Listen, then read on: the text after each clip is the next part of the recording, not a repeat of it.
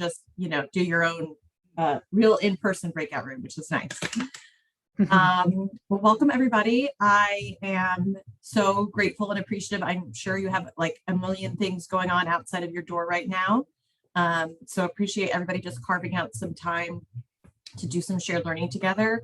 And I know Bethany and I are both really excited that we are able to bring this group together as leaders and spend some time doing some leader development with you all, and excited to jump into that. So I want to start with just this opening reflection. There's space for this to reflect in your handouts, but you should take notes wherever is comfortable for you today. But I want to give you a few minutes to just reflect on, do you think that teachers in your building or in your district at large all share the same vision for excellent literacy instruction? What elements do you think everyone would probably agree on? And where do you think you need to take more leadership in still shaping that shared vision? So I'm going to give everybody about 3 minutes of just some solo think time here.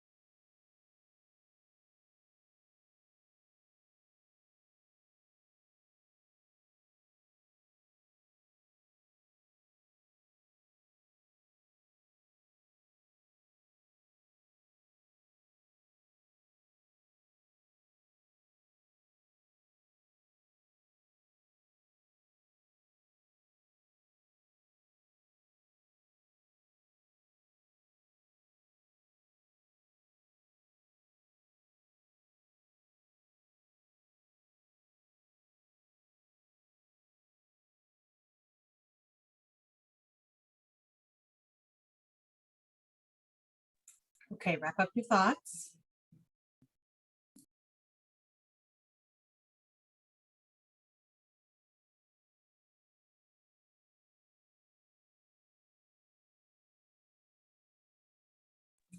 And I would love to hear from one or two people. What are you reflecting on there? Where do you think your teachers would, what elements of a strong literacy vision would they agree on? Where do you still need to work on aligning folks?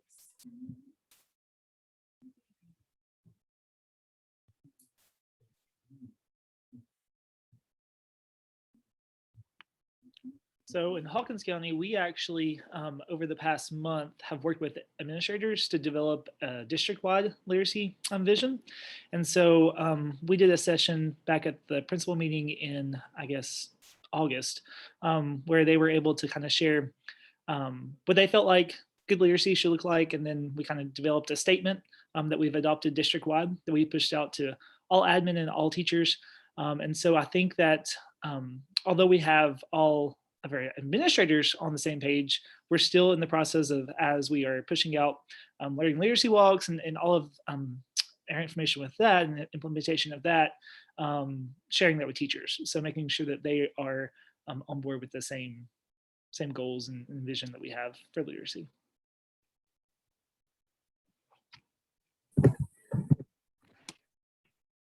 I feel like our people would agree on, everyone would agree on the idea that it needs to be text-based, text-based questions. I feel like they would agree on things like the importance of on grade level complex text and a regular steady diet of on grade level complex text.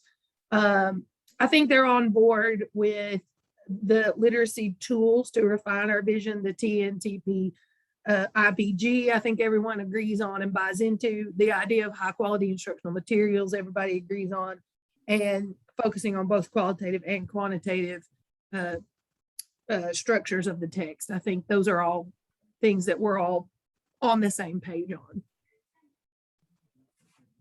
That's huge. That's a lot. That's a lot to agree on. That's incredible. I also, Justin, I appreciate you sharing sort of like the concrete steps you all are taking in this process. And while, you feel like there's still room to grow in terms of bringing all the teachers on board, what you described there is, I think really important, laying an important foundation to bring all teachers on board, right? Like ensuring that leaders all have that shared vision. So thank you guys for sharing that.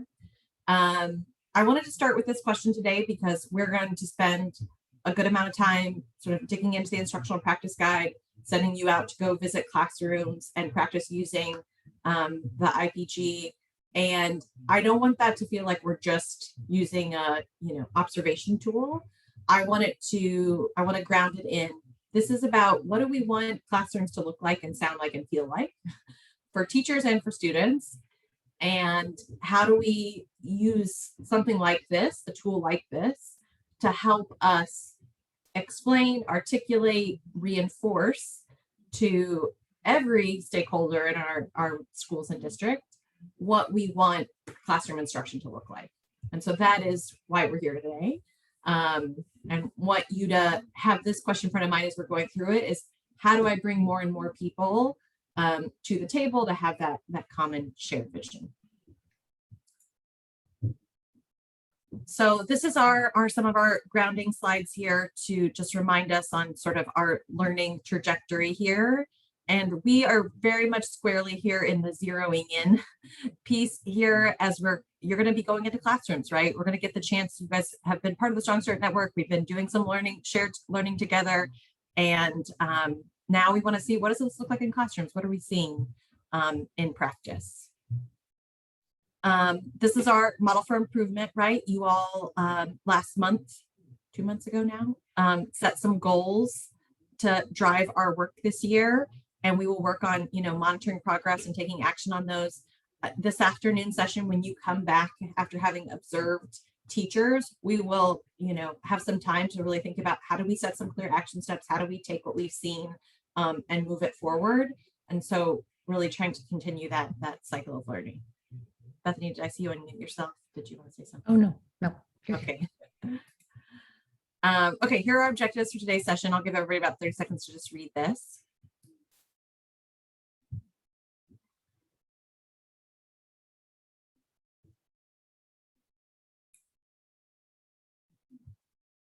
So our basic trajectory for our morning session here together, and then our afternoon debrief is, we'll spend the morning sort of norming on what is our vision for excellent literacy instruction? How do we use the core actions to really articulate that?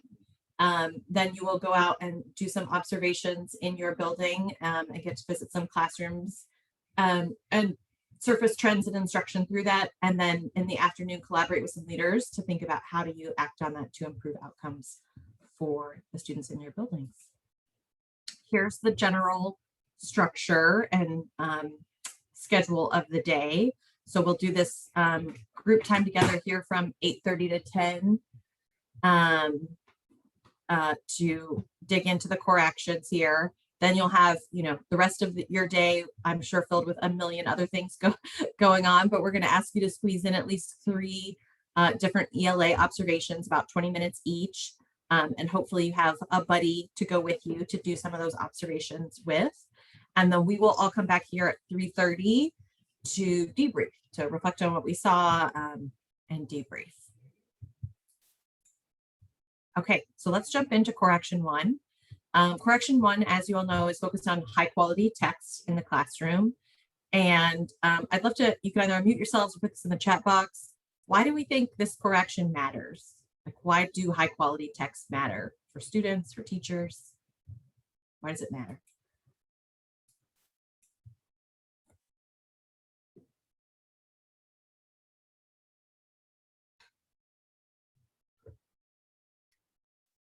Well, I think that if you don't start with high quality text, it's really difficult to have high quality tasks or high quality questions.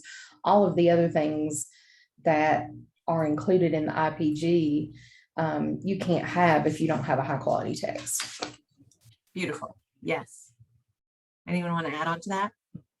I would add on that it levels the playing field for kids, because we're not assuming that they can't. We're giving them all the same level, and then we're looking at how we can make it equitable for those kids. Yeah, absolutely. I always, if I'm talking to a 4th grade teacher who's like, but I have this kid who, is really struggling and they need that like 2nd grade text, I like ask them to envision that kid in 12th grade who now every year has read text only, multiple grade levels behind, that we're going to send them off from high school never having read the grade level appropriate to them. And what are we preparing them for beyond high school, right? And so that sort of leveling the playing field piece is really important.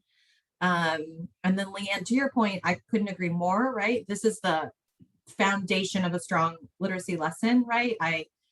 You can teach an incredible lesson on like central idea and have a Socratic seminar, but if you're using green eggs and ham to do it, that Socratic seminar is, not that rich in text, in challenge or discussion for students, right? And so this is a really important part. Derek has a great quote there. Great lessons start with a great text. Okay, great. So let's jump into this a little bit more. So let's zoom in on some of the language of correction 1 a bit. This is in your handouts. Take just a second and look at the language of correction 1 and identify what terms in correction 1 draw your attention the most, or you think are most important to, really zoom in on when you're observing for correction 1. So which words or terms stand out to you?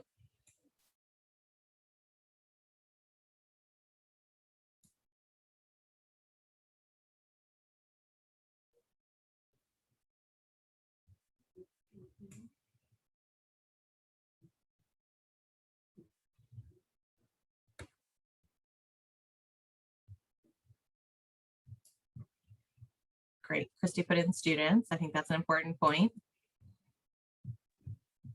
For the first time, I'm kind of zeroing in on or above. At or above. And so I'm thinking about those reach texts. It's not just at their grade level, it's something that's making them reach. Jamie, I actually think no one has ever said that in a session with me and I've done a million correction trainings. But I so appreciate that. I think that's a really good point, right? We're always so focused on like, let's make sure it's grade level, right? That there is that element in here of like, how do we provide that reach and stretch for students too? Okay, great. I would highlight a couple of terms that you guys are already zeroing in on here, right? That by high quality, we mean a text that's complex, a text that builds knowledge. And that could be because it's a nonfiction text on an important topic, but it could also be something that's, canonical literary text that students need to know for their general knowledge of the world. And then I always use this phrase of it's worthy of students' time, right? I think that is really important to go back to. If I'm a 7th grade student, what should I be spending my time on in class? So that's what we're looking for in our high quality texts. And then I think importantly, a few people called this out too, that students spend the majority of the lesson, right? So correction 1 isn't just, To Kill a Mockingbird is present in the lesson. The teacher references it or they spend 5 minutes on it. It's that they spend the majority of their time either reading that text, listening to that text, talking about that text, or writing about that text. And that is where, if I'm in there for 20 minutes, the majority of the time is spent there. Okay, you're going to watch a video. This is a video of Casey Eckhart, who is an incredible teacher and a wonderful friend and colleague of mine. And it's actually a ninth grade classroom, but has some really strong examples of core actions. So we're going to watch a few small snippets of this as we look at each core action. So we're going to watch the first few minutes now. And I want you guys to just reflect on how do you see correction 1 present in Casey's classroom? If you could rate her, where might you rate her on the core actions, and what evidence would you use? So this is starting to really think about not just, where do we see elements of correction 1, but what specific evidence in either what the teacher said, what the student said, what the students did, what you see in the classroom, what evidence would you use? Great. Give me just a second to share the video.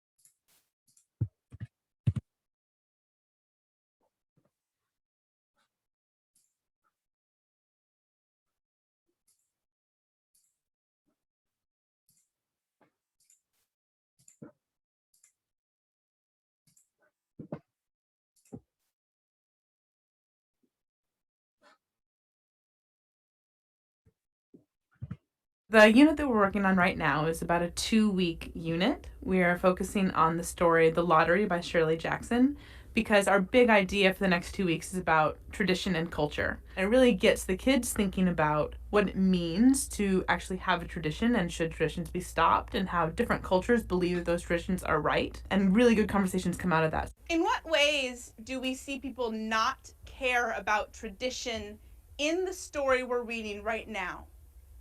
Discuss in your groups. 30 seconds. Go.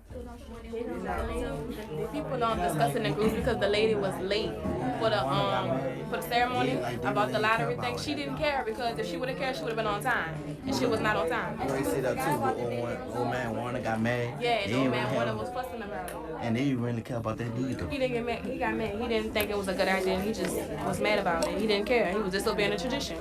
I heard really good conversations from this table over here. Tell me, in what ways do we see them not caring about this tradition anymore? Track Alexis, please. Thank you. I said, like when Waller's mad because like he thinks that they'll quit their jobs and stuff, and he's talking about how they can go back to living in caves for not participating, and the tradition will be canceled.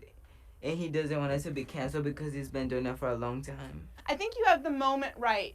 But in what ways, when they come together in the square, do we see them, Algernon, in what ways do we see them not wanting to participate in the same way? Thank you. Like, they're not doing the pledge anymore. They're not singing it and all that. And they're not, like the lady, she all late for us, so it's not like a big important thing anymore. The lady? What's her name, Hans? What's her name? The woman's name from the text is Miss Hutchinson. Very nicely done. Thank you. It is time now to... So take a second and just sort of collect your thoughts there.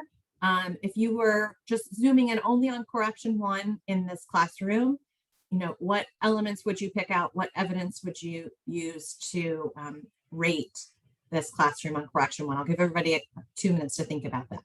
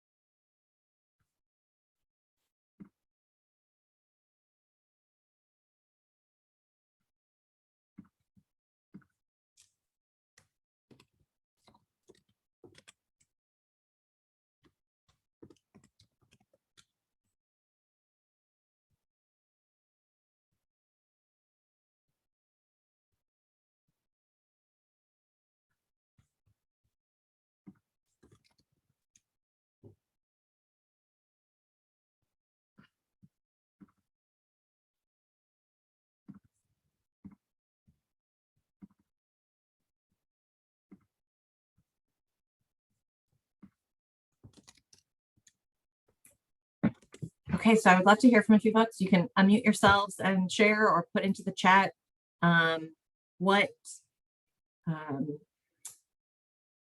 where do you see alignment to correction 1 in this classroom? And what are some examples or non-examples that you see from this example? One of the things that I noticed, we've been doing several walkthroughs this year, and we're also focusing on core action 1.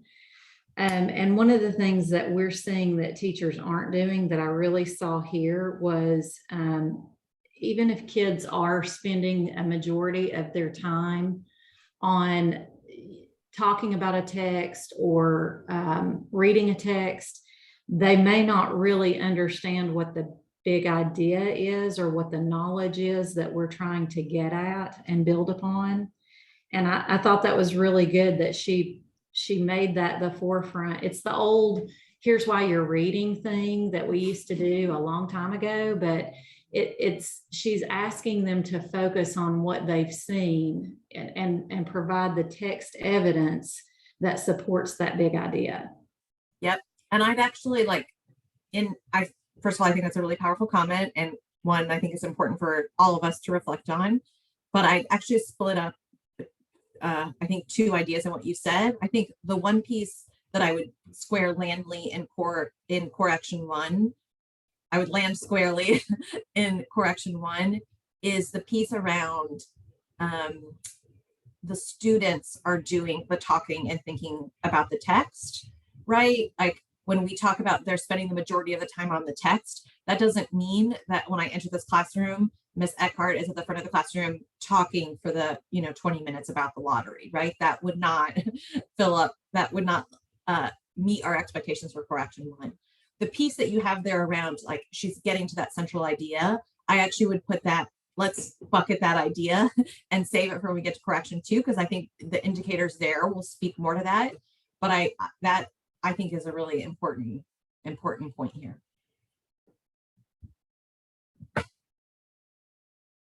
Anything else? Derek put in, they're spending the majority of their time reading, referencing their reading, and speaking about the text. Absolutely. And again, it's the students doing it, right? She's facilitating that. What about the text itself? Any thoughts on that?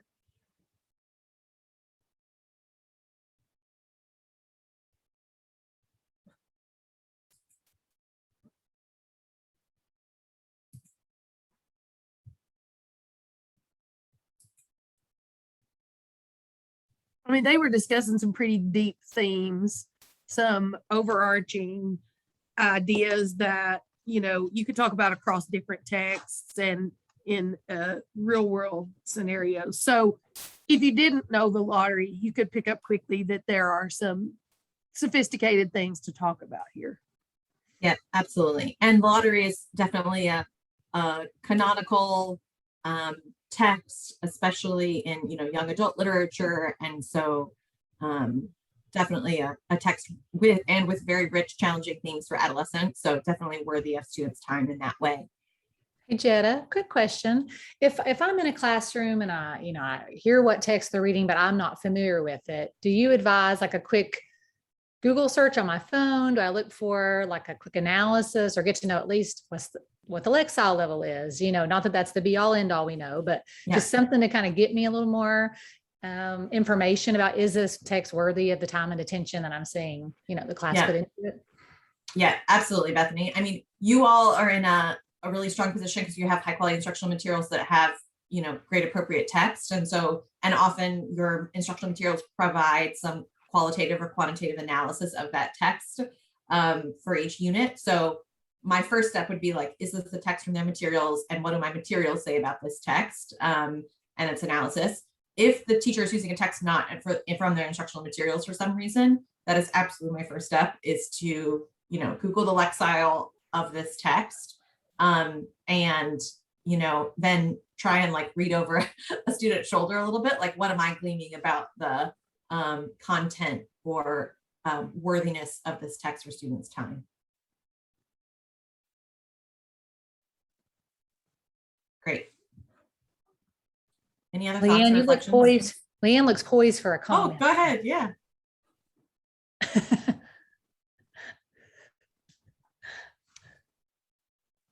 You're muted. Are you trying to say something, or are you just doing very excited hand gestures?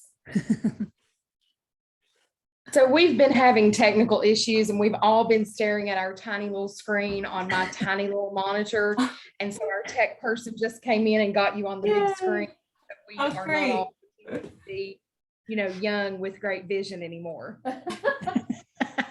I'm so glad. I love it. It's been a fun morning this morning. Okay, great. Okay, great. I appreciate I'm impressed you guys were still watching me on a tiny screen. This next video will be a better experience for you, I hope. Okay, great. So that is our, vision for correction 1. We are going to do some breakout rooms now. And again, if there are those of you who are in rooms together, like Leanne, your group, if you want to just do this together in your room, you should obviously do that. But what I want to do is have you guys come up with some examples and non-examples for correction 1, right? So if you were to go into a classroom, what would be an example of something you would want to see or hear students saying or doing, or the teacher saying or doing? And what would be some non-examples that if you saw that, you'd be like, oh, not aligned to correction 1, right? And so I put some samples in here, right? An example being, I walk into a classroom and 8th grade students are reading and discussing To Kill a Mockingbird. Great, check, correction 1. A non-example would be, I walk into that classroom and the 8th grade students are talking, the majority of the discussion about their own personal experiences with injustice, right? Not that that might not be a part of the discussion, but if they're spending their entire time talking about that rather than the text, it would be a non-example here. Okay, so there is, let me just enter the I think John may have some breakout rooms ready for us. Sorry, Jed, I didn't mean to talk over you. No, that's great. I actually forgot John was here to do breakout rooms. I was about to do them. That's incredible. Breakout room wizard John. Okay, super. And I will enter in the, there's a Google Doc for you guys to be able to enter your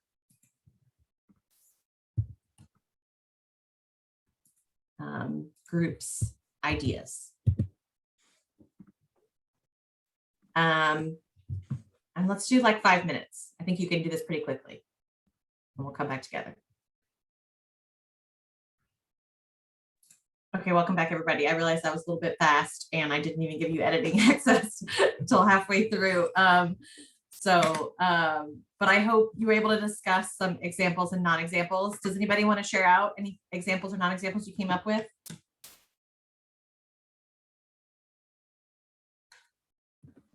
I'll speak for breakout room 2. We talked about how in our districts where we've done this work, we've kind of arrived at this understanding that if you're using the high quality materials that have been vetted and vetted by the state and then selected by the district, then we're not going to question the complexity. I mean, we've spent some time training around that, but where we want them to spend the bulk of their planning time is on crafting the lessons rather than having to curate the text. And then some of the non-examples we talked about was floating away from, letting the conversation float away from the text. And then also when a lesson is skill focused rather than text focused. So not that you don't mention skills and talk about skills, but all of the feedback, all of the questioning, all of the discussion should be around the text rather than around using the skill, like say finding main idea. Yeah. I'm really glad you said both of those comments, Jamie, because I think that yes, and I said this earlier, like if you're using high quality instructional materials that have been vetted, then in many ways correction 1 should be, like a checkbox. But at the same time, for all the reasons you just said there, I think it is important still it shouldn't just be an assumed like, oh, we've got correction 1, right? Because it is about how are we spending the time in the lesson, right? And, are we letting this like discussion on our own personal experience of injustice go on for a half an hour and not actually digging into the content of the text? So I think that's a really good point. Anyone else want to add on there? Anything else you talked about in your groups? I will, Jetta. In Jefferson County last year, when we did our walks, we kind of operated under the assumption that correction 1 was taken care of if we were using our highly qualified instructional materials, and everybody was. But as we've kind of grown in Froze. our understanding of Core Action 1, we realize that there's really a whole lot more here. And one of the things is, who is doing the majority of the work in regard to the text? And actually walking into a classroom and seeing students writing about, reading about, speaking about text, is what we want to see. And we're realizing that that piece is not there as much as we need it to be. So we've actually gone back this year and kind of revised across the district our thinking about Core Action 1. We're focusing more on that. Yep.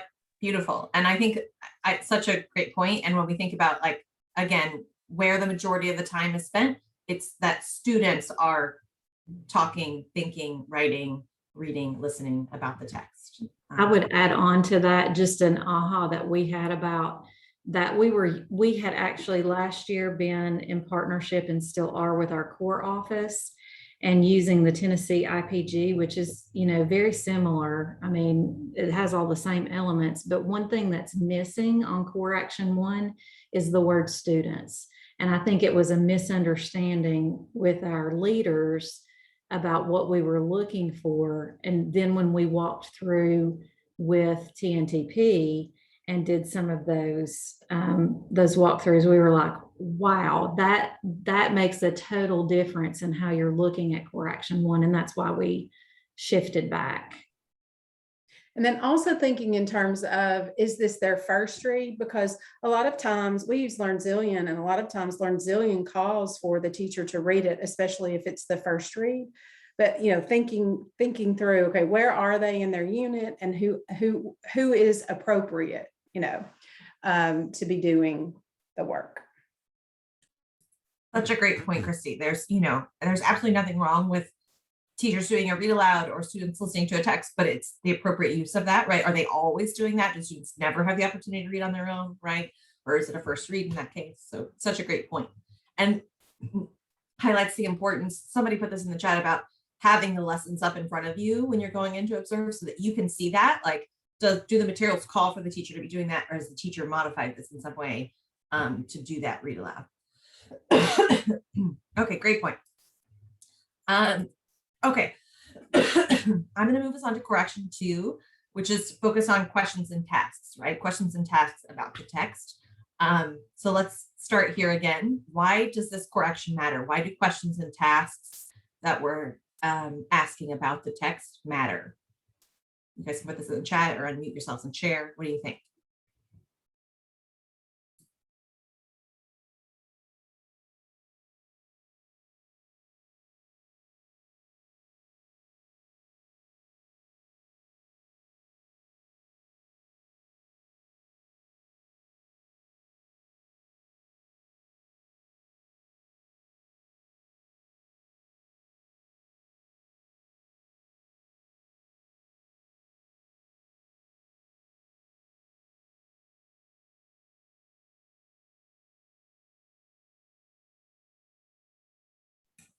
You guys are testing my wait time this morning.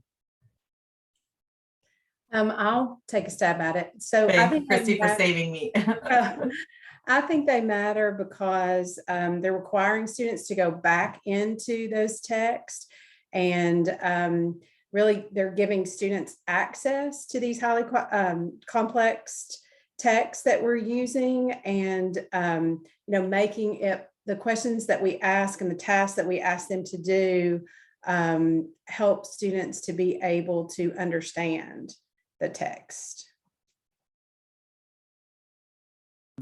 Zoom high five, Christy. Beautiful. You said exactly what oh, go ahead. I also think that the questions and the tasks, they help the students to build knowledge. And we've talked so much about the fact that building knowledge and expanding students' knowledge is one of the things that levels the playing field.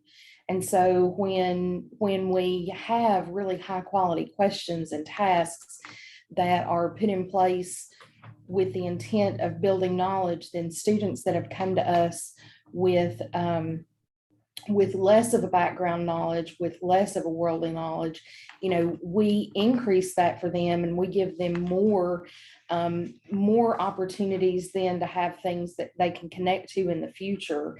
And that's where, we level the playing field even more, versus giving them very low level recall type tasks that oftentimes we do because we think, oh, well, they can't do that because they're not at a certain reading level. So, I mean, it does a great service to our students, particularly those that come to us, that are maybe come to us behind or from economically disadvantaged homes, or our ELL students, our students with disabilities. Those questions and tasks help to get them to where they need to be. Yes. I love what both of you all shared there, because I think sometimes when we talk about questions and tasks, and this is right too, right? That questions and tasks are where we like hold the bar for rigor for students, right? This is where we make it challenging, right? We, dig into what's the central idea and, that sort of thing. But to the point you all raised, this is also how we give kids access, right? It is through asking questions, through, as we talked about a lot last year in Instructional Network, how do we use those questions to provide scaffolding for students to access these rich and challenging texts. And I think that's such an important point. Okay, great. So let's do the same thing we did with correction 1 here, and just spend 2 minutes here to read through correction 2. Again, just trying to zoom in on what words or phrases really stand out to you that you want to keep in mind when you're, looking for correction 2 in the classroom.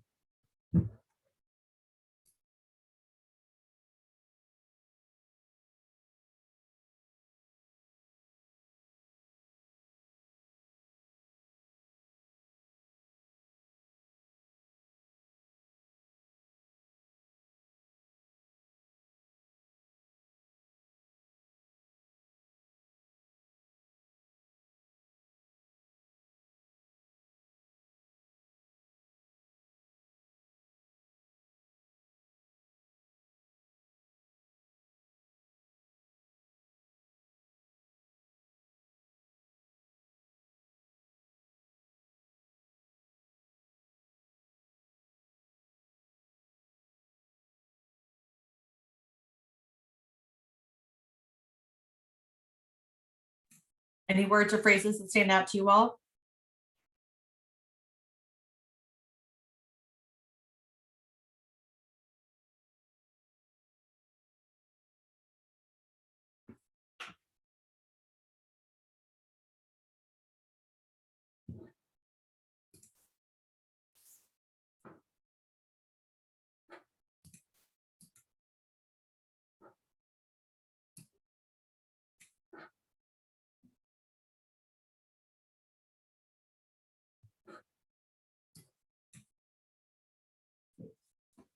Deep understanding, sequence, great. Yeah, so I would highlight a couple of things. Oh, my arrow's off here. It's not pointed at the right. Oh, it is. Okay, great. So I would focus on this integration of the standards as one place, right? To the point that I think Jamie raised earlier around, right? This reflects our instructional shift in literacy of not, doing those like, I'm teaching a main idea lesson or a cause and effect lesson, which I did plenty of as a middle school teacher years ago. But we're thinking about, how do I use a series of questions that unlock the meaning of this text, that integrate of the variety of standards that this text demands of students, right? And so looking for that integration of grade level standards in service of the text.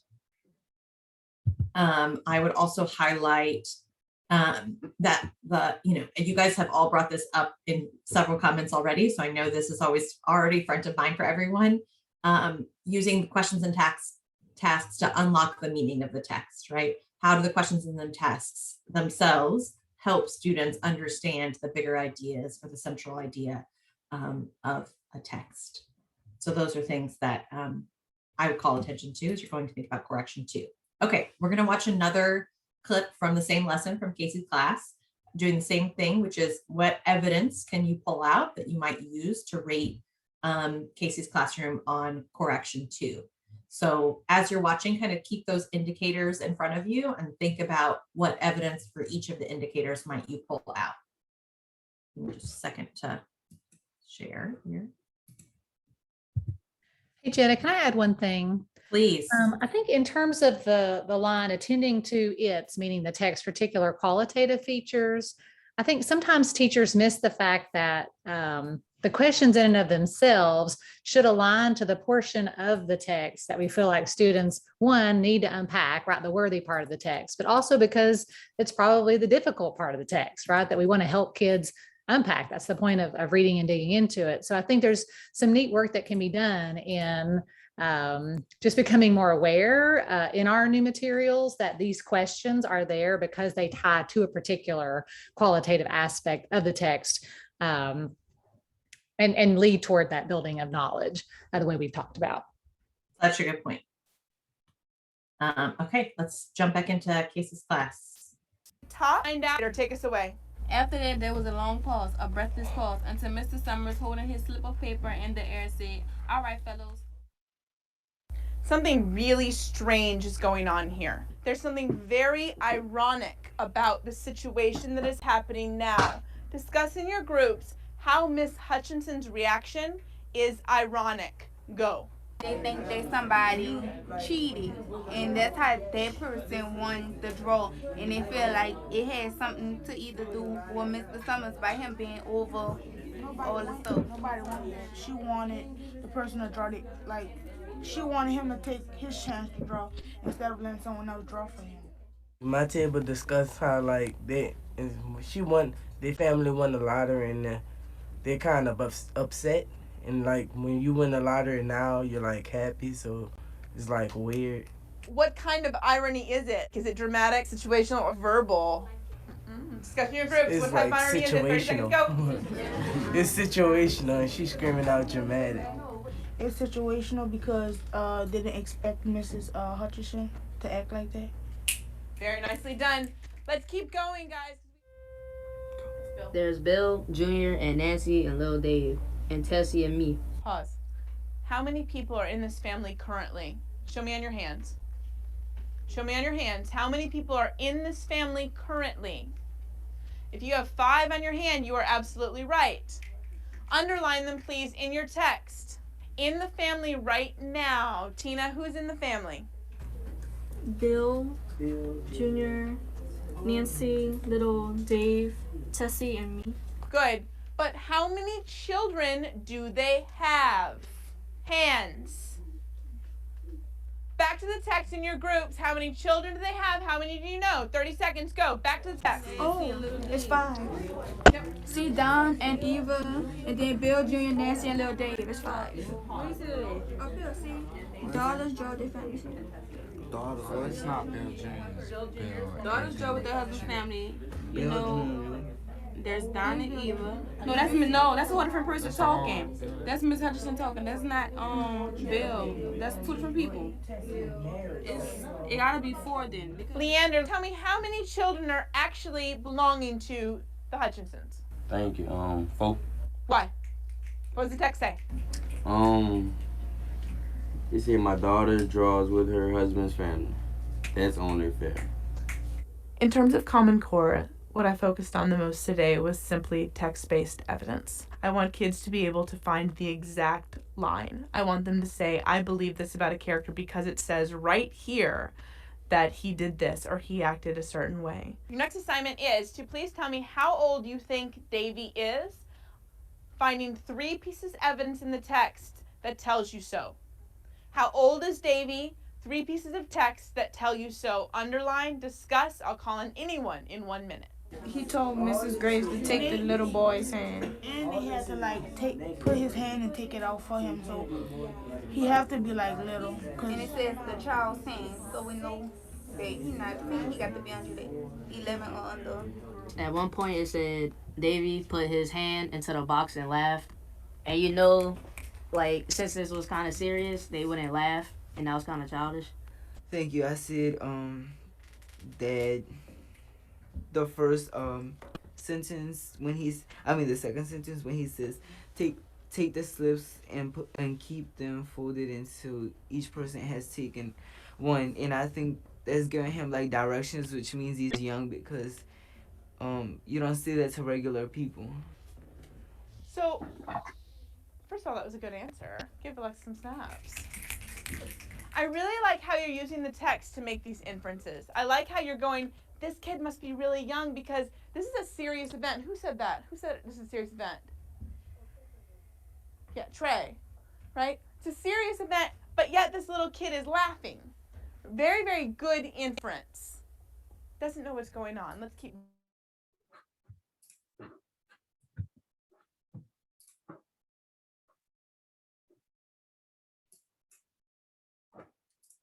Okay, I'll give everybody a couple of minutes there to collect your evidence. So what evidence would you pick from Casey's classroom that aligns to the indicators in correction 2?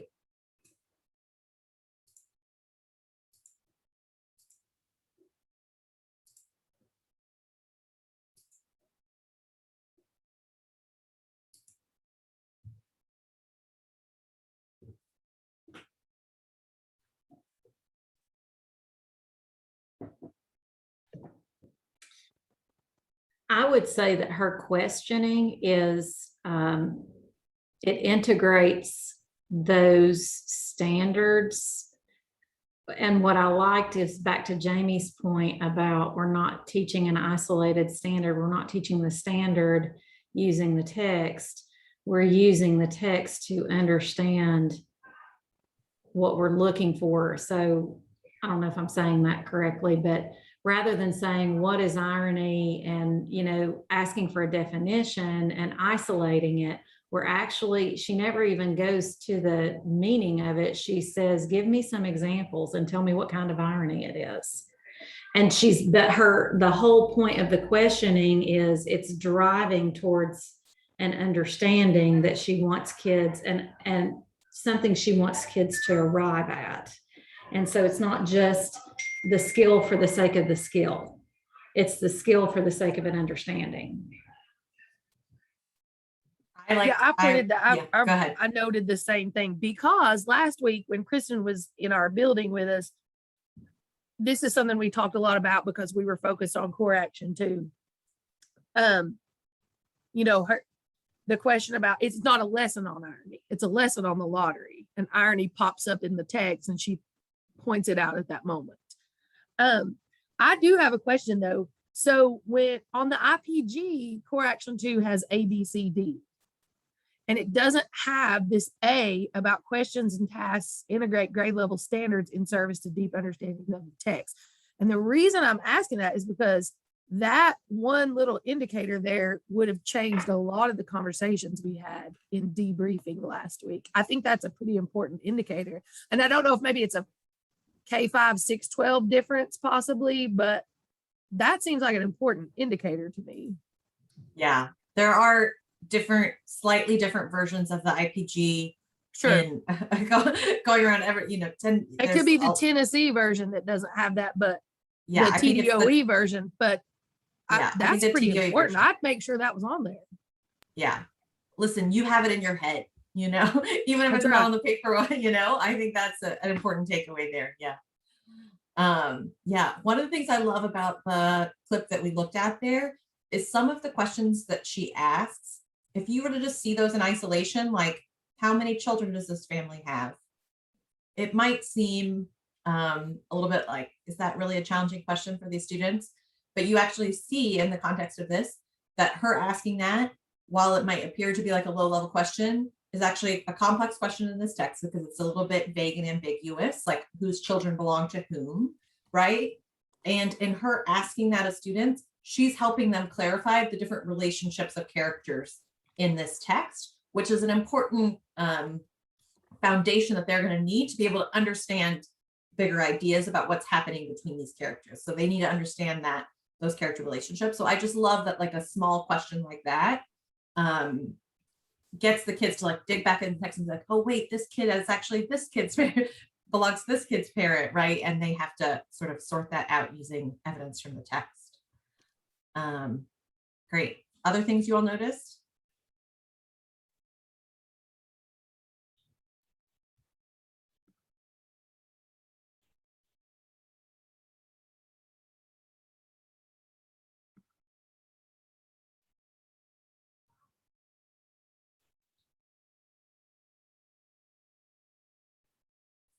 Yep, great point in the chat there.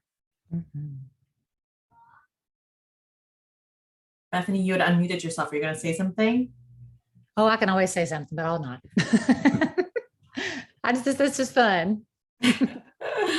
I mean, and it is just to the point around, so much of correction too is about, are students using evidence from the text? Are they making claims that draw evidence from the text? This is like an example. We watched 4 minutes that is just like dripping with every time students say something, she's having them turn back to the text to support their thinking, right?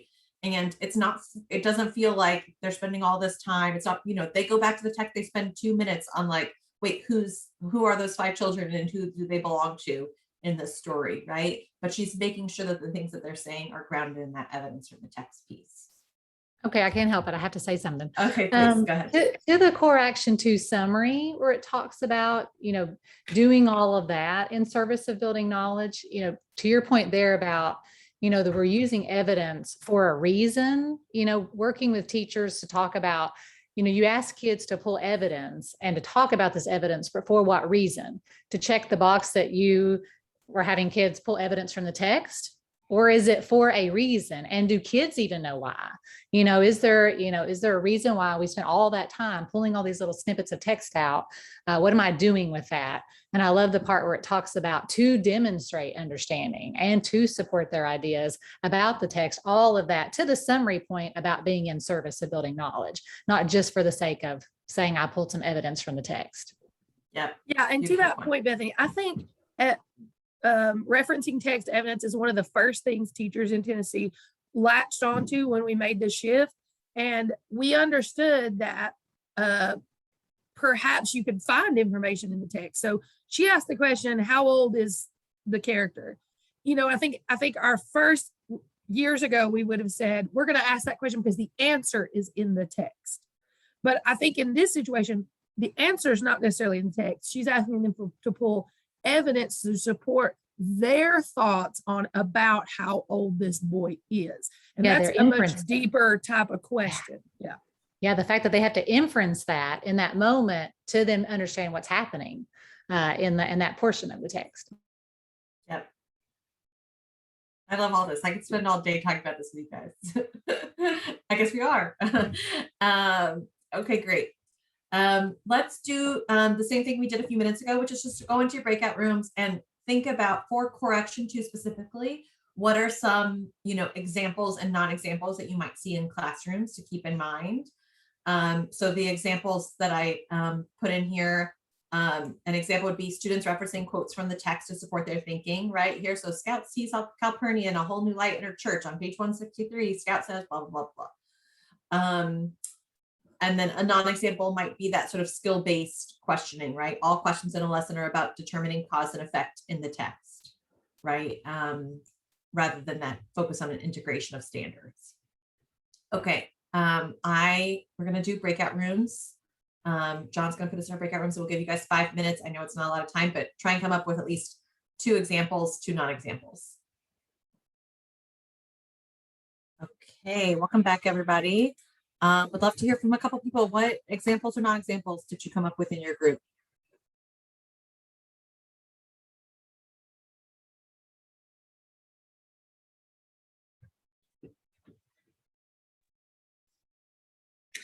I will give a couple of examples that we've seen over the course of this year. A non-example would be in one of our collaborative planning times with our district-wide, a teacher shared a worksheet designed for students to write the definitions of the vocabulary words based on the text. And she was, I think, asking them to look at some context clues, but I think that, and I'm going to try to exit my full view so I can see the what it says. It said, I think one of the pieces of the walkthrough document, it talks about, let me find it. I'm so sorry. I'm trying to move technology around so I can see it.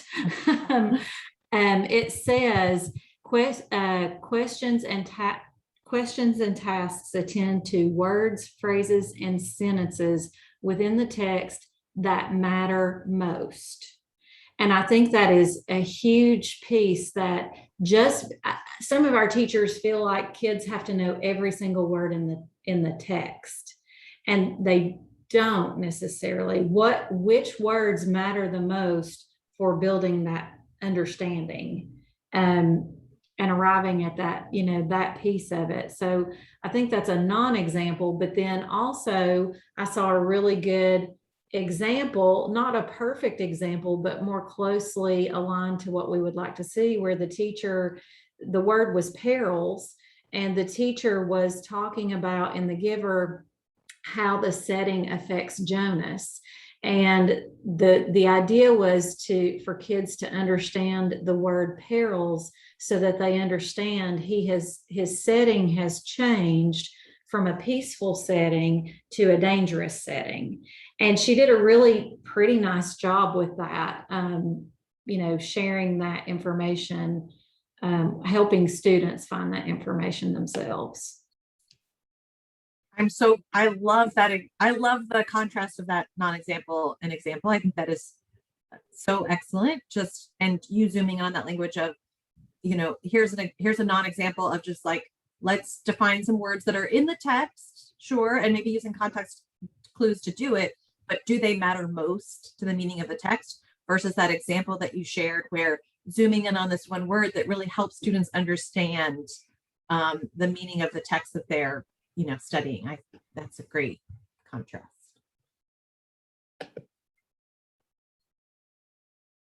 Anyone else talk about anything burning to share?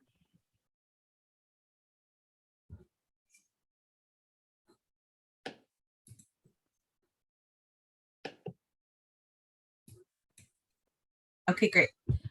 We are going to move on to core action 3, student ownership. And let's start with our same question here. Why does student ownership matter?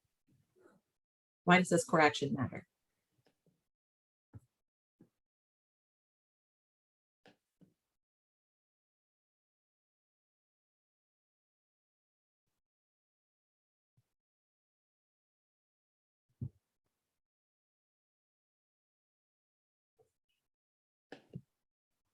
Oh, I love that quote, Jamie.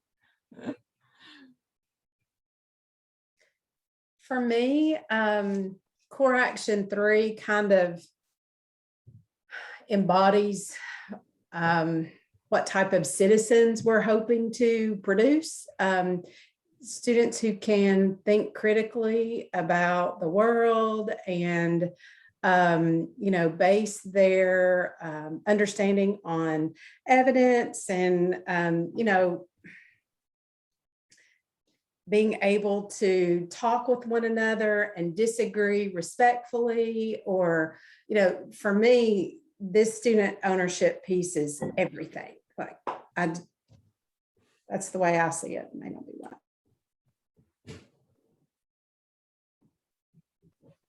Oh, I love that, Derek. I got me misty-eyed. I don't know why. I'm a crier, guys. But I agree. I think it's like why I love teaching. And I think especially for fellow people who love middle schoolers, like this is something middle schoolers need. They need agency. They need ownership in a classroom, right? Their adolescent minds are like craving this. And I think there is nothing more magical than when you can see like a group of 7th graders getting excited and engaged enough to really own the thinking in a classroom. So I agree. It makes me love teaching too, Derek. Okay, so let's do the same thing with correction 3. Just take a second and zoom in on the language here. What words or phrases really stand out to you that you would want to focus on when going in to analyze for correction 3?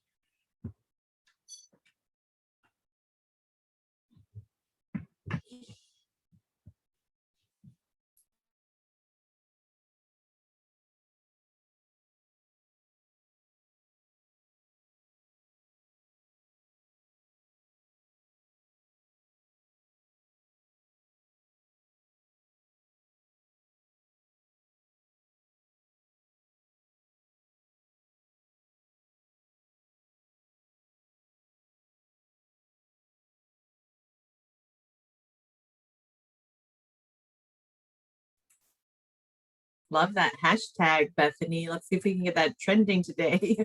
I was just being kind of silly, but I do mean it. No, I think that precision point is really important, right? And I think especially this has been like a big shift in how we've approached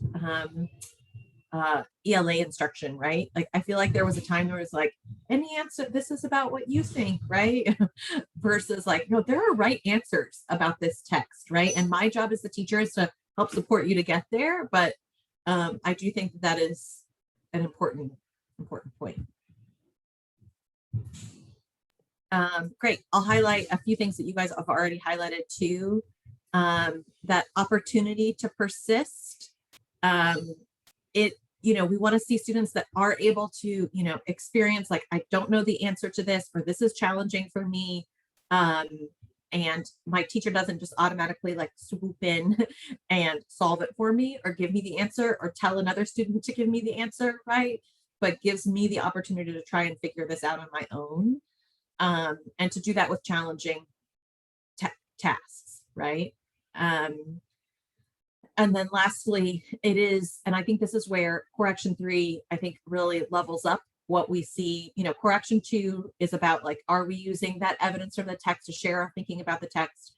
But in Core Action 3, we're having to share, explain, defend our thinking about the text, right? And so it isn't just like, can I pick a quote to answer the question? It's, can I pick that quote? Can I explain why I think it's relevant? Can I defend myself if somebody else disagrees with me, right? And so it ups the level of discussion that we expect to see about the text in the classroom.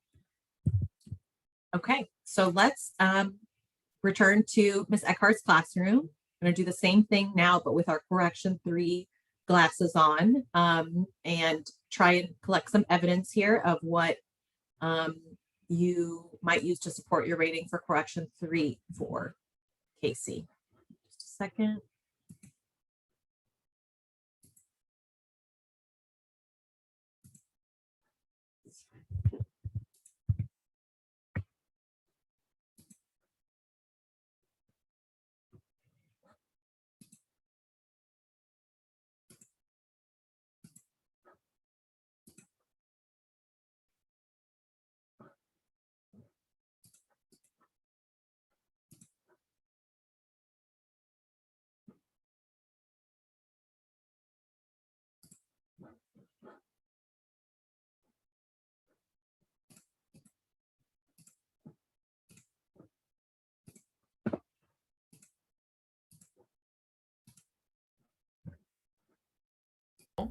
And find that textual evidence before they tell me what it symbolizes, then it's not actually a symbol. It's just them thinking big thoughts. And I love big thoughts.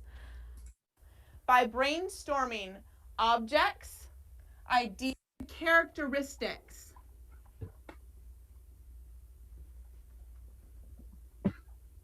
Of these objects, etc. I'm saying objects, etc. just because object ideas are names. I think the stone symbolized death. I would definitely agree with you. Unfortunately for you, I chose the easy symbol. But there are 7 or 8 very significant symbols in this story. I want to start us off by brainstorming objects, ideas, or names that repeat in this story. Please, in your groups, take about 3 minutes and brainstorm that. Go back to the text, find anything that could be a symbol. Go. We're focusing on symbolism in this unit, and if they can't find the symbol and find that textual evidence before they tell me what it symbolizes, then it's not actually a symbol. It's just them thinking big thoughts. And I love big thoughts, but ultimately they need to be able to back those thoughts up in the text. I see old man Warner because he symbolizes the past, because at the beginning he was thinking that the lottery never changed until now instead of started getting younger people, and he was grumpy, he didn't like it anymore. Though, man, at the beginning when he went to go get his paper, he said 60 something years, and he was like, yeah. 60 something. 70 something years, and he was like, yeah, 70. Now it's like, what sense does that make? What sense does it make, Cumbria? I thought he was, at the beginning, I was like, you've been losing for 7, but actually he was not getting stoned 7 and 7. I was like, oh. Very nice connection. Guys, unfortunately, we are out of time. We will dive back into symbols deeply tomorrow. I got a very, very quick exit tickets for us today. It's gonna take us about 2 minutes, but I need desks cleared before I give it to you. I need you to tell me what the fruit symbolizes and use textual evidence to back it up. The fruit symbolizes blank because it says in the poem blank. We'll read the poem together in 10 seconds. I want you to have a hint. This poem was written during the Civil Rights Movement. Strange fruit. Southern trees bear a strange fruit. Blood on the leaves and blood at the root. Black bodies swinging in the southern breeze. Strange fruit hanging from the poplar trees. Pastoral scene of the gallant South. The bulging eyes and the twisting mouth. Scented magnolia sweet and fresh, and the sudden smell of burning flesh. Here's a fruit for the crows to pluck, for the rain to gather, for the wind to suck, for the sun to rot, for a tree to drop. Here's a strange and bitter crop.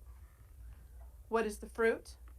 From the exit ticket, I will be able to see whether or not they actually are able to easily pull a symbol from a short text and analyze it in terms of textual evidence. If they're doing that really well, tomorrow they will independently do that with the lottery.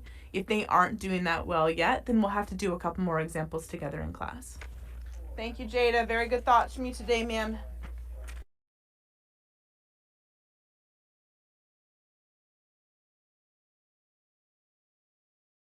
Okay, I'll give everybody a minute or two to think about your notes or evidence you would pull out for correction 3 for Ms. Eckhart's classroom.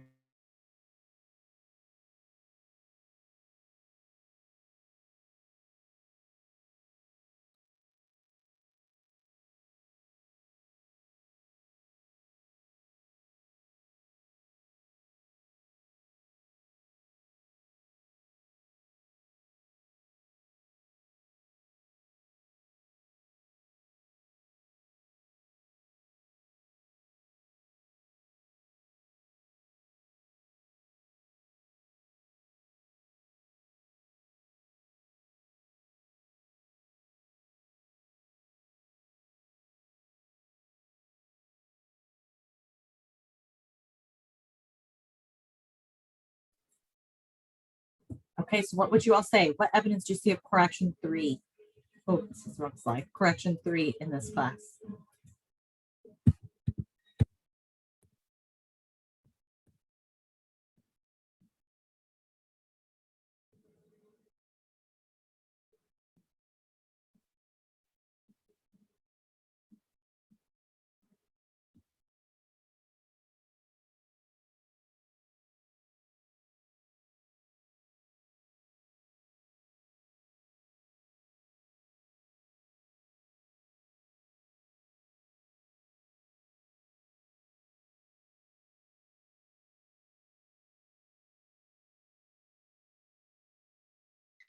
We've seen the students, engaging and doing the work each time we've watched her.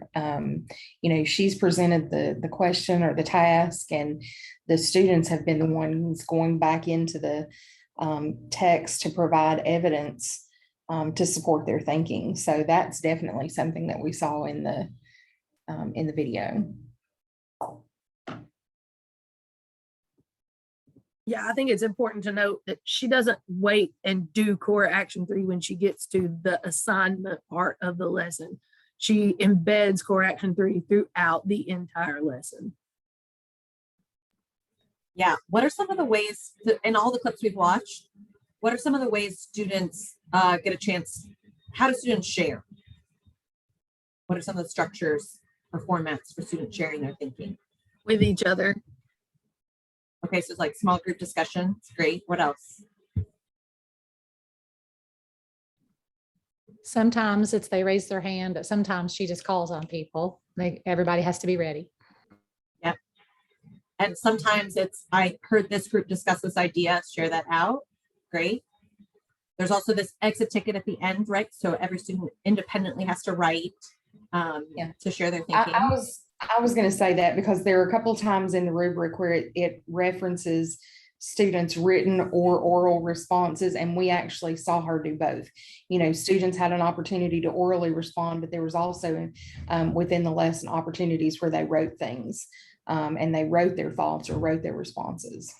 Yeah, beautiful. I think one of the biggest places when I'm coaching teachers around the core actions that on core action 3, I try and give feedback around is think about the number of students who got to share their thinking about the text today, right? It should every single lesson be 100% of your students, right? Whether through a small group, whether through writing, right? If we had a discussion and I either called on or 5 students volunteered out of 30 kids, that's only 5 out of 30 students, right? That got a chance to share their thinking about the text, right? And even if those 5 kids and I had a great discussion about the text, it's 5 out of 30 kids, right? Every single child should leave the class having gotten a chance to share deep thinking about the text. Casey's got a variety of structures she uses throughout the lesson to give students that opportunity. And I would add on to that, Jetta, that, you know, the fact that she uses so many different structures within the lesson, but that kids know at the end, they are all going to be held responsible for their thinking. Even if they didn't share out to the whole class, they know they have to be thinking about it because she's going to require them to show their thinking before they leave that class at some point. Yep. Beautiful. And that emphasizes the importance of the routine of that, right? Like these are clearly not new structures for them, right? They know what to expect for that. Okay, great. We are quickly running out of time and I know everyone has a busy schedule. So I'm going to jump us through to how will you guys show, you know, what your assignment is for the rest of the day to prepare to come back for our afternoon debrief. So I mentioned this at the beginning. Find some time in your, you know, jam-packed schedule of a million things to do to observe at least 3 ELA classes. I recommend around a 20-minute observation. I think you can get, you know, a snippet to reflect on the content within a 20-minute window. Take down notes and reflections in our Google form. I have opened up permission so you can be able to like see your responses later. So once you put it in there, don't worry, it won't disappear. I don't ask you necessarily to submit ratings for your teachers here because I think we're intending this first time we're doing this to really be an exploratory, like what are we learning about the corrections? What are we seeing in terms of trends? So don't feel that pressure to like put an exact rating in yet. If you want to, you know, just for your own learning, you can do that as well. But then come back to our 3:30 meeting prepared to reflect and debrief on what you saw. Anything else you'd add, Bethany? Bethany put the note, the link to the Google form in there. That's it. I was just going to add that I threw it in the chat. Okay, well, thank you all for such an interesting and thoughtful conversation. And just again, really appreciate everybody taking their time out of their days to do this learning together and excited to hear what you see.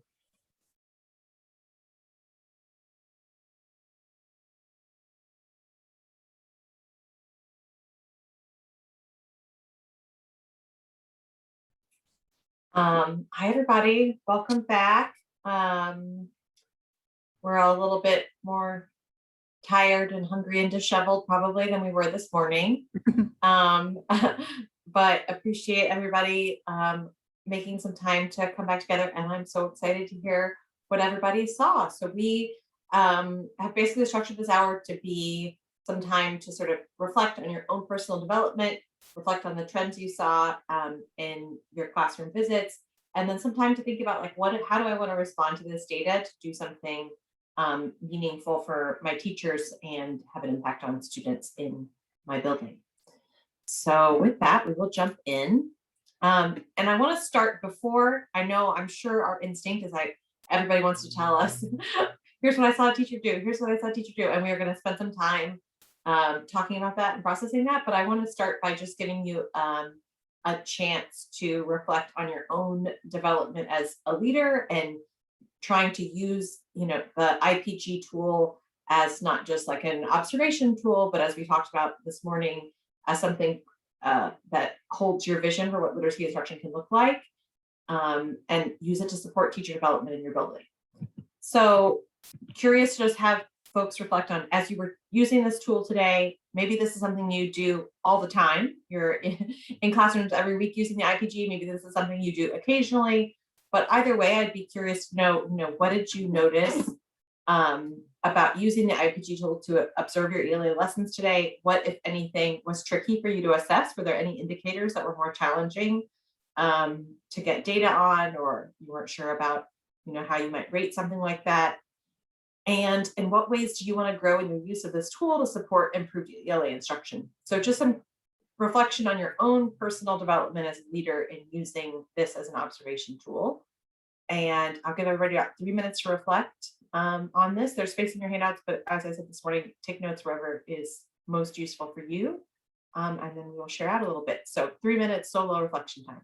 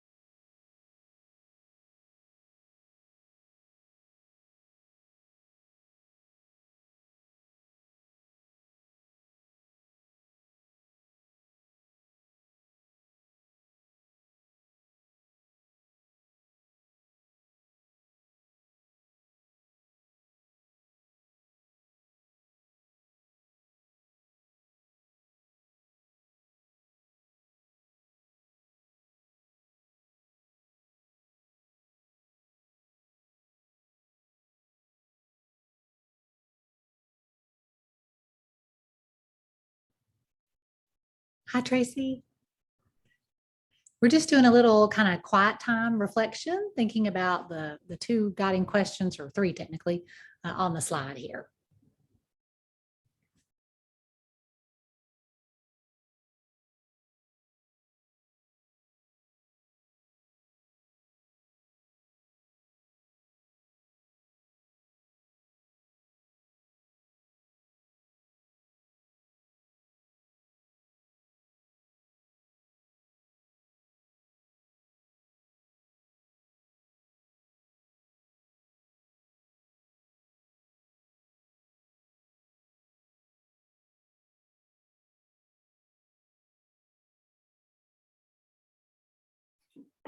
Okay, would love to hear from a few folks. You can put this in the chat or share out here. What did you notice about using this tool? What was tricky, if anything? How do you want to grow in your use of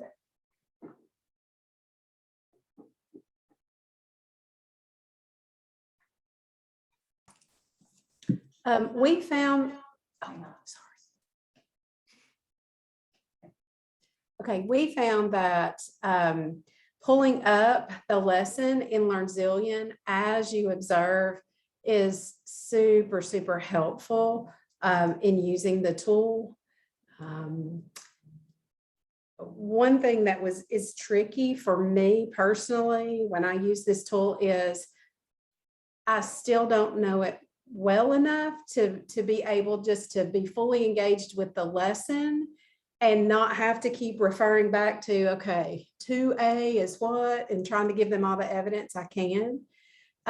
So what I would, in what ways do you want to grow? I really, I want to memorize it. I want to commit this thing to memory so that I can use it, kind of with some automaticity and not have to keep referring back to it, because I feel like I'll lose a lot of the great things that teachers are doing because I'm so concentrated on this tool. Yeah. And I actually would recommend, there might be people that disagree with me about this, so this is just Jenna's advice. It's not dogma, but I actually recommend in that situation, when you're getting familiar, trying to, as you said, really internalize the language of the indicators, I would do visits where you're just going in to like look at core action 1. You know, like it can be overwhelming to try, to your point, hold all of it in your mind, right? But if you go in and say like, I'm going to do a day where I'm going to visit a few classrooms looking at just core action 1, and, you know, trying to keep that language in mind as I'm visiting classrooms and kind of bite size it, I think that is helpful. I also, Christy, I wanted you to share, you said that pulling up a lesson was really helpful. So I'm so glad you guys did that. Why? Why did you feel like that was so helpful?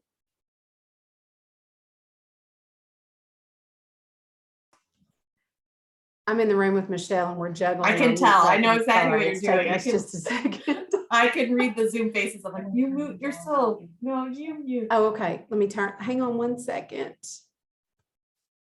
We got technical issues. Okay. I think she'll be able to hear it now. Will you repeat the question? I was gonna say, you said that pulling up the lesson was really helpful. Oh, yes. And I was so glad to hear you say that, but tell me why. Why was that a helpful thing to do? Well, when we did our walks, we had administrators there who probably don't know as much about LearnZillion, that they walked into the room and they thought, oh gosh, this lesson was great. But they didn't realize, because they didn't have the lesson pulled up, that the teacher was kind of removing a whole lot of the rigor by not doing the super hard things in the lesson. So, you know, I just think that by having LearnZillion pulled up and you can kind of see how the lesson was supposed to go, especially if you're not super familiar with the highly qualified instructional materials, is a great way for principals to more fairly judge the lesson. Absolutely. I couldn't agree more. I also think if you're not familiar with the materials as well, or you haven't taught them before, even if a teacher isn't changing them, but it's just like implementing the lesson well, that's actually the best way for you to learn like how these materials look like in practice, is by reading like the lesson material that the teacher is reading and then getting to see them do it in action. So it's also good for you to build up your knowledge. I'm curious, Jetta, for our leaders here who engage in the formal evaluation process when you're doing pre-conferencing, do you, especially with your ELA teachers, do you typically pull up the lesson itself now that they have these new materials and look at the actual lesson plan as it's outlined in the materials ahead of jumping into that evaluation process?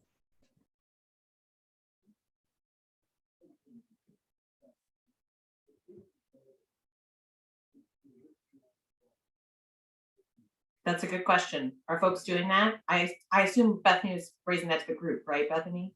Yeah, just kind of generally, for those of you that do formal evaluations, thinking about the pre-conference evaluation. Yeah.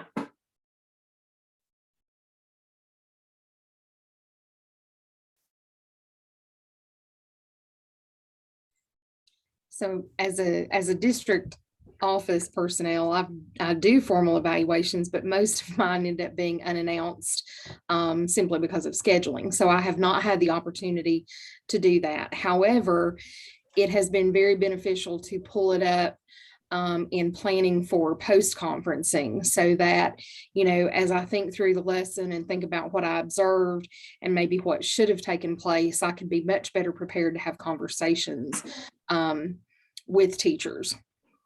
And so being able to go in and talk about, well, you know, you really didn't use all of the questioning that was in place. And so you didn't hit those deep levels of rigor because you skipped over certain questions. It helps me as an administrator to be better prepared to talk with teachers.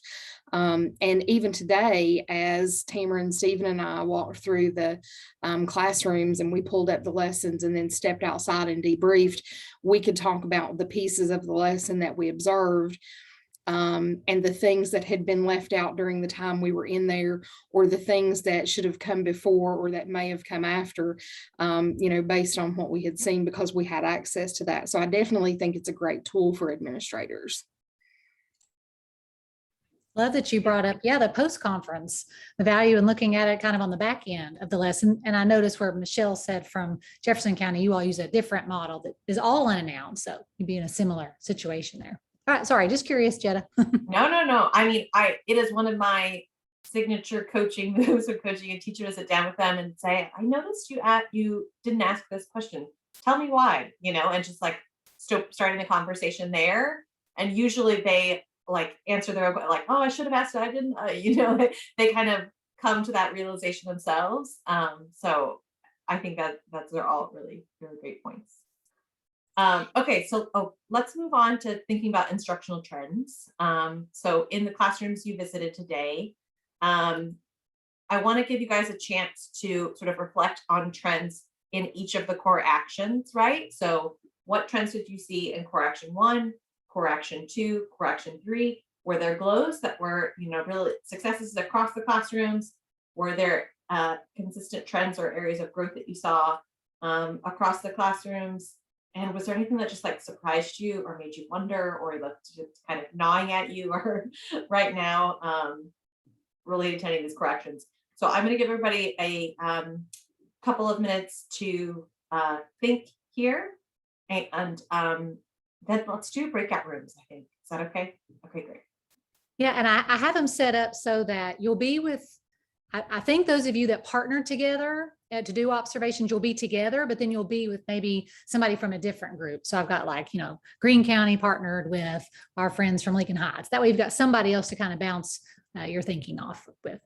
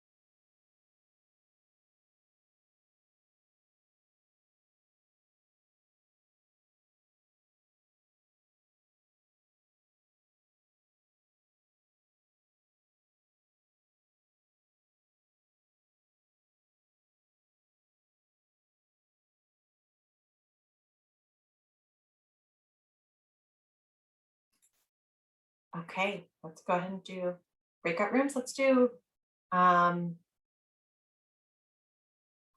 let's do 10 minutes. That sound good, Bethany? If conversations are too good and we need more time, we can text each other, Bethany, and extend it.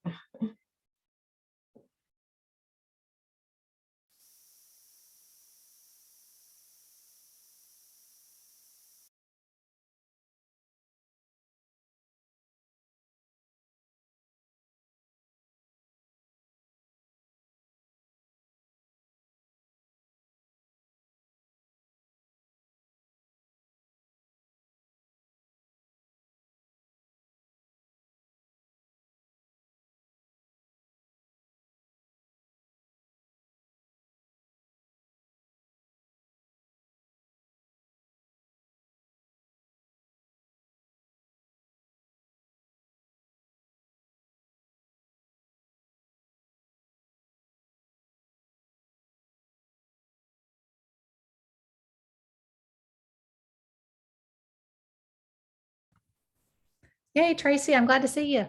I thought I kicked everybody out of the whole meeting. I was like, did I hit the wrong button? That's good. I'm glad I didn't do that. I had to exit the room. Yeah, that's what I thought I did. But then all of a sudden I was like, where's Zoom? Christy, I thought I just kicked everybody out of the whole entire meeting, but apparently I didn't. So that's good. Usually it just kind of whisks us back, you know, Yeah. but this time it did not. No.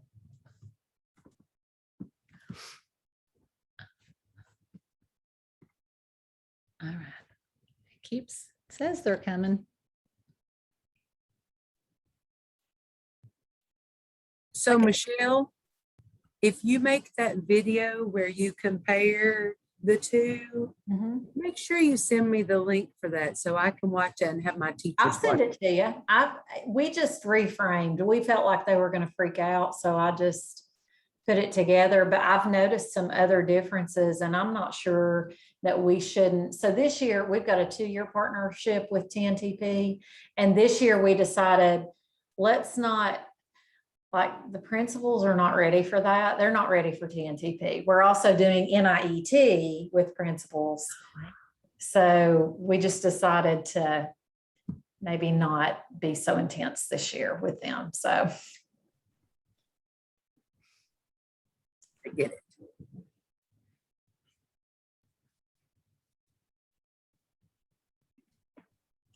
Okay, everybody.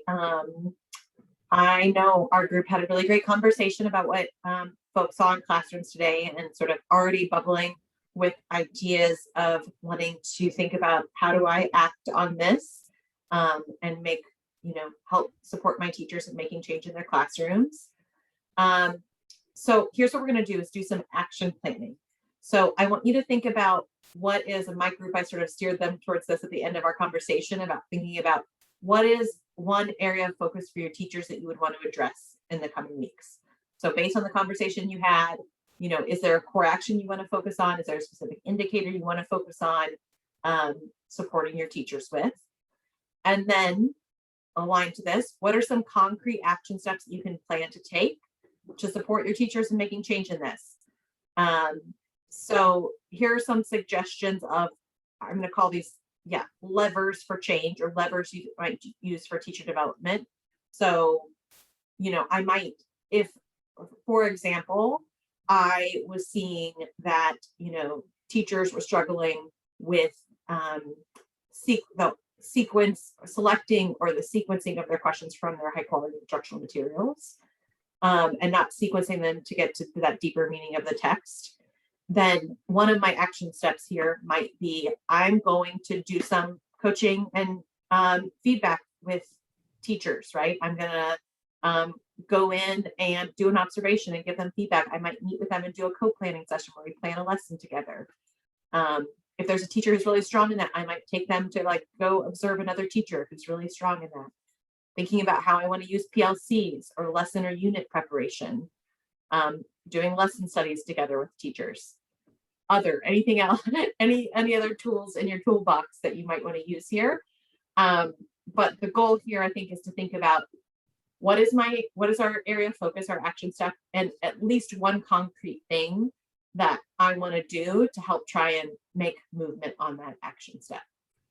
And Jetta, I'll just add that in the chat, I dropped the Strong Start Network team goals that you all completed, or some of you all completed. Remember, we tagged certain leaders from different teams to kind of craft a team goal. So it could be that what you're thinking about would nest right under that, since that was kind of already in your mind, or it could be, another area that you just feel like is a greater need based on what you've seen today or in previous walkthroughs. And then just encouraging you based on your roles, right? These different levers may come into play. So Christy, as an instructional coach versus Michelle as the supervisor, may be thinking about different levers to pull on, if you will, as you're thinking about teacher development.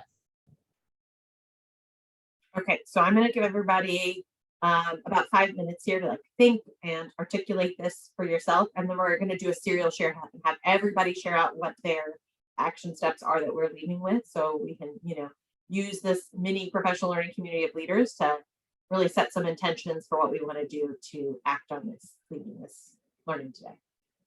So now I'm going to do the hard part and be quiet for the next few minutes.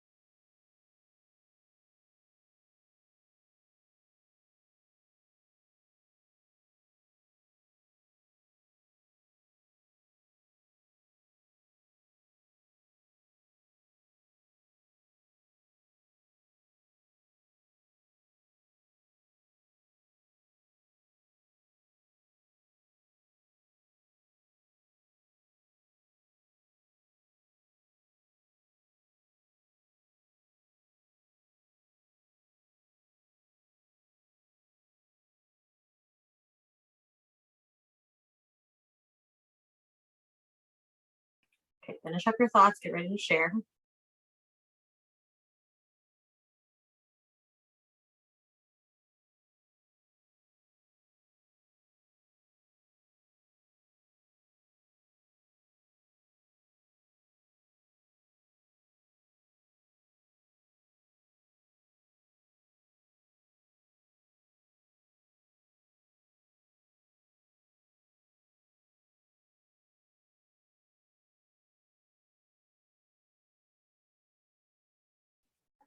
Okay, I'm putting in the chat box a serial share out order so that we can all go around and basically just share, briefly what is your area of focus and what is at least one action step you're committed to doing to address that area of focus.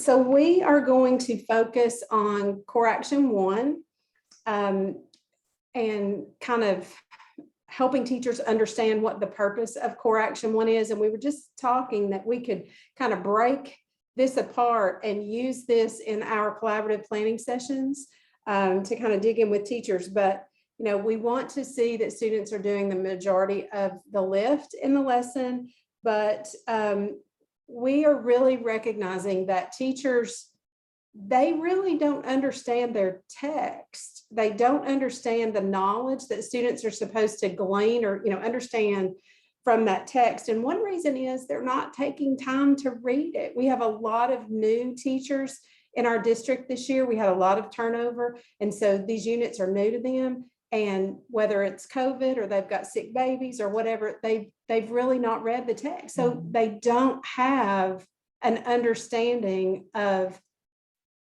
really where the culminating writing task is leading them.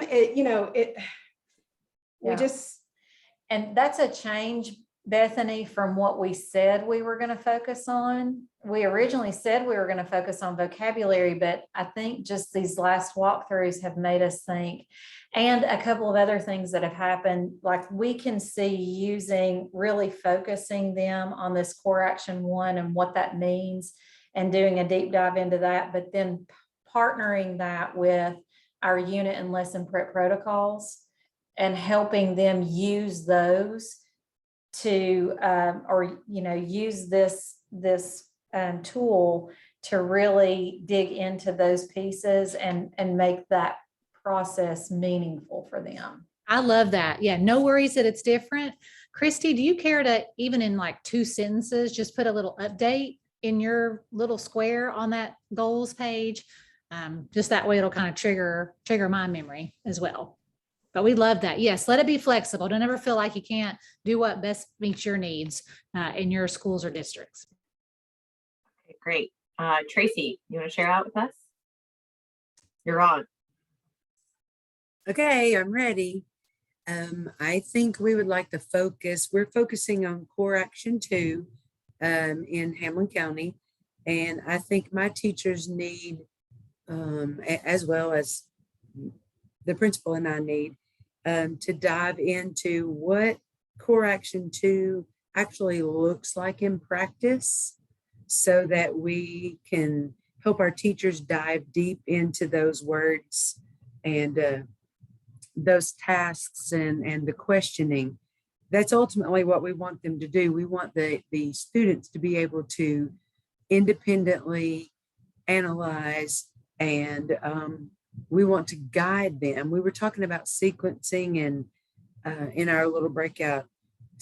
And as a teacher, you need to be prepared ahead of time to look at the questions and bring the students to a place where it just naturally flows into deeper understanding and deeper questioning. And so I think we probably need to do some sort of PD around what does this actually look like?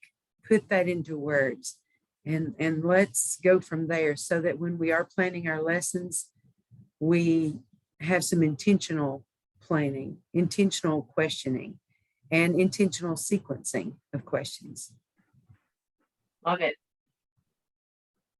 Derek, Jamie, have you guys hashed it out? You know us too well. Yes. So we did narrow it down to 3 specific clear maybe. The first is positioning the text in front of the skill. We want to just remind teachers of that and to continue down that path of the text being, the holy grail of the lesson. It should drive us forward. Second, staying with Hamlin County on core action 2 and thinking about questioning and how do we leverage questioning in the classroom and alter. I struggle with the word alter, but thinking about high quality instructional materials and selecting the best questions to dive into those texts as we place them in the front of our lessons and minds, and doing that through our weekly PLC meetings that we're in and meeting with them and having those discussions. And so sort of that whole collaborative planning piece. Love it. Leanne. Okay, so in thinking about Greene County as a whole, I think the focus that I want to just continue with is core action 1 and making sure that we've got that high quality text and that teachers understand that it's not just a small portion of the time that's used as a majority of the lesson, and it's not them doing the work with the text, that it's the students doing the work with that text.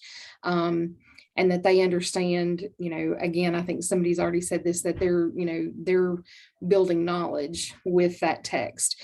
So that's probably the biggest focus. But even within that, I really felt like as I looked through the IPG that core action 3A, where the teacher is planning things that have the students doing the majority of the work.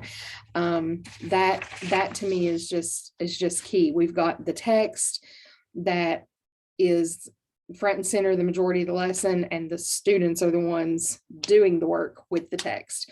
Those two pieces together need to be key. So.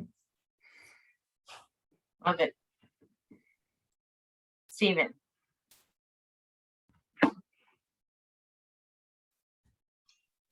Yeah, I think as far as, Tamara and I discussed, our teachers just need to make sure that we are going back to the text. I mean, that's the thing that I think stood out to us in every classroom we went to, is just making sure that we are focused on relating everything back to that text and giving those students the examples. I know in one classroom, the teacher had a writing assignment, but again, she had an ample opportunity there to go back to the text so the students could go back to it, see it, use it as an example, and she never touched that. And that was kind of an eye-opener for us, and that's something that we want to focus on here at our school, making sure we do a better job with that because it's critical. Super. Justin? So we also in Hawkins County, just like Hamlin County, have a lot of new teachers to middle school ELA. I think over half of our teachers are brand new, either to middle school or to the district or to teaching. Wow. So we need to really back up and look at core action 1. I think that we have pockets of good things happening across the district, but as a whole, we are still struggling. So we've adopted Amplify, and we have made an expectation for them to be online, an online platform as well. And so we have lots of teachers that haven't even been trained on the actual program. And so because of that, they obviously do not have a good understanding of the text. And so they're just trying to survive at this point. So we have, through the sustainability grant, purchased some Amplify training that's going to help support them, but also utilizing our coaches to go in and to make sure that they have an understanding of not only the platform, but the text they're teaching so that we can even move on past core action 1. Super. And Tamara, close us out.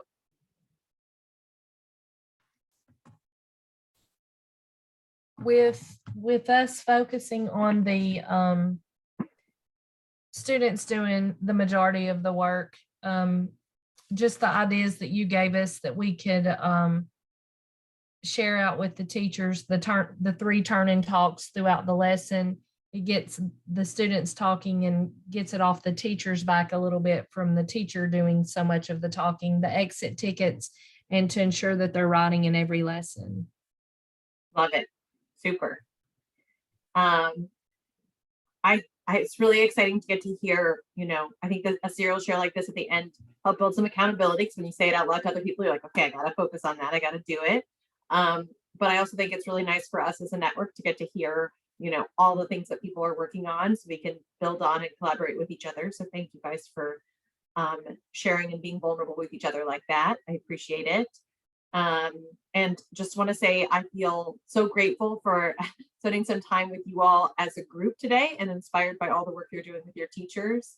So thank you for that. I know Beth and I are having a conversation about just like how does this work help you all continue this work once the Strong Start Network is over?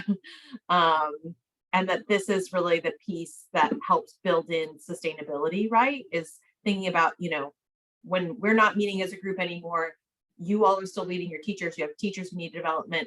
Being able to do this on your own is really how you keep that work going. So grateful for everyone taking some time to learn together today. And I will let everybody go so you can enjoy your afternoons and evenings. Jetta, will you click to the next slide? Oh, sorry. It's okay. Yep. There it is. All right. Just a reminder that we're not together again until November 9th, right? So that's when we're in person for the retreat. If anything changes about that in-person designation, then I'll make sure to give everybody as much as a heads up as I can do. And I just linked here on the slides, and there'll be links, of course, on our website. Just a reminder about those asynchronous September/October activities that will both be a follow-up for those September sessions, and then also a preparation for our November retreat. And I know it came up at our group, but I'm also going to link on the website the whole video. We didn't watch the entire video from this morning, but there's actually a lot of really other cool stuff that happens in it. It's about 16.5 minutes or so. You get to hear the teacher talk about how that was really a group of struggling readers who were, below grade level, ESL, and yet she still was able to have such a wonderful, rich lesson with them. And so it just might be useful to kind of see the whole thing in context and hear a little bit more from the teacher and see more of those students in action. So that'll be linked on the website as well. Again, thank you. You all are inspiring, that in the midst of everything else that you all are doing, that you were here and so focused on learning, because that'll be what outlasts this this Strong Start Network, right? That you all are such inspirational leaders and leading this work in your buildings and districts. So thank you. Thanks, everybody. Go Strong Start Network. Woohoo! Work it. Work it. Bye, everybody. Bye, everybody.